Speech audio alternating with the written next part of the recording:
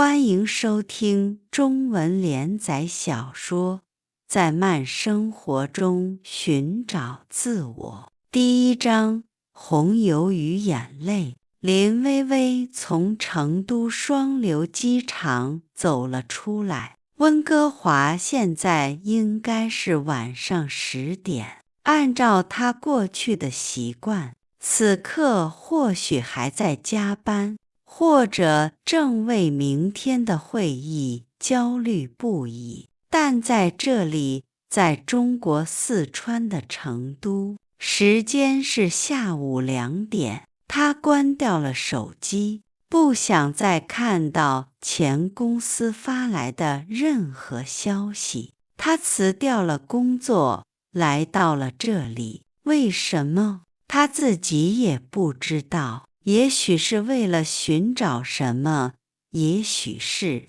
为了逃避什么。他坐上了一辆出租车。妹儿，去哪里？司机师傅用带着浓重口音的普通话问。微微拿出手机，给他看了一个地址。您好，我去这里，有玉林路所，好地方，吃得多。司机师傅很热情。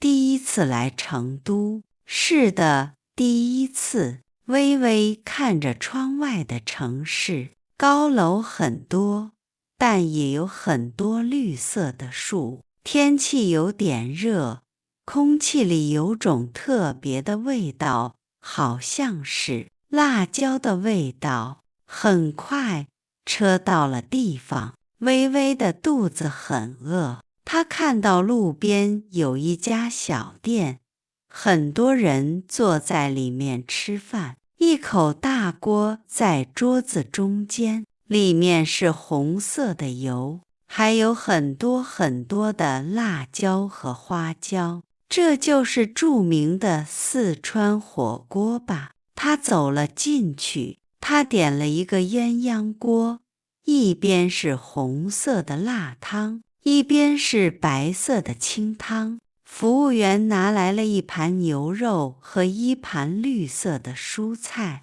这是什么？微微指着一盘黑色的，像纸一样薄的东西问服务员。毛肚，好吃。服务员笑着说。微微学着旁边的人，用筷子夹起一片毛肚，放进了红色的锅里。他心里数1、2、3，好了。他把毛肚放进嘴里，一瞬间，他的嘴里像着了火，一种强烈的辣味和一种奇怪的麻感觉充满了他的嘴。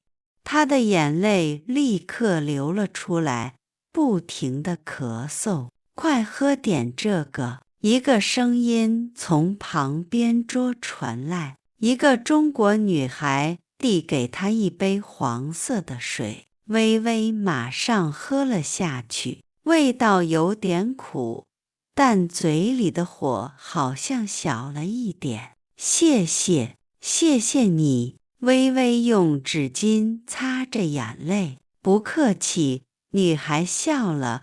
你是第一次吃火锅吧？不能吃那么快，要慢慢来。我叫小雅，你呢？我叫微微，从加拿大来。这太辣了。微微看着那锅红色的汤，又害怕又好奇。这是麻辣。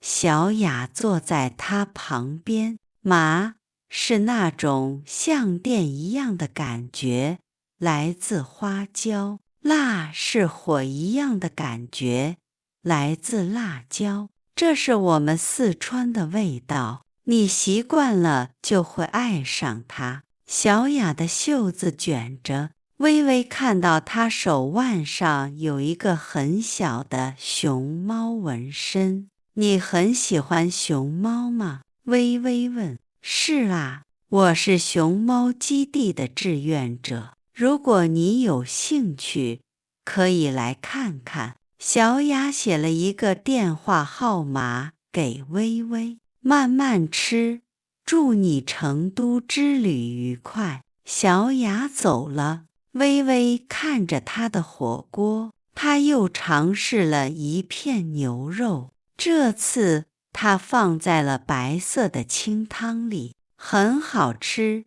但她又看了看那红色的麻辣汤，她小心地又尝试了一小片牛肉，这次放在了红汤里，还是很辣，但好像有一点香。她开始有点理解麻辣的意思了。吃完火锅，她的嘴还是麻麻的，但心里感觉很开心。这是一个有趣的开始。她找到了她订的民宿，房东是一位老奶奶。来啦，等你咯。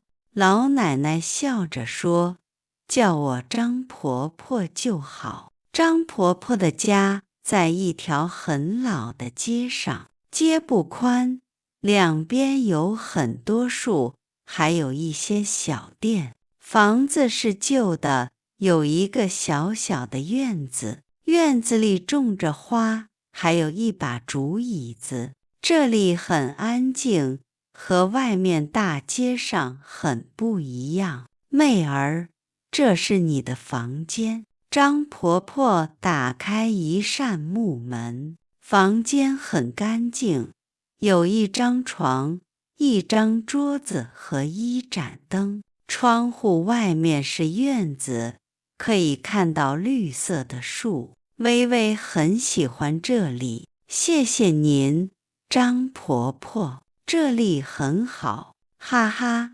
好就好，你休息一下，晚上我煮好吃的给你。张婆婆说完，就笑着走了。微微把衣服从箱子里拿出来，她听到外面有声音，不是汽车的声音，而是人们说话、走路和自行车铃铛的声音。她打开窗户，闻到空气里有饭菜的香味。她感觉这里的时间好像变慢了。她躺在床上，嘴里的麻感觉还在。她想起了加拿大的工作，那里的生活很快，每个人都很忙。但在这里，下午2点，人们还在慢慢吃着火锅，笑着聊天。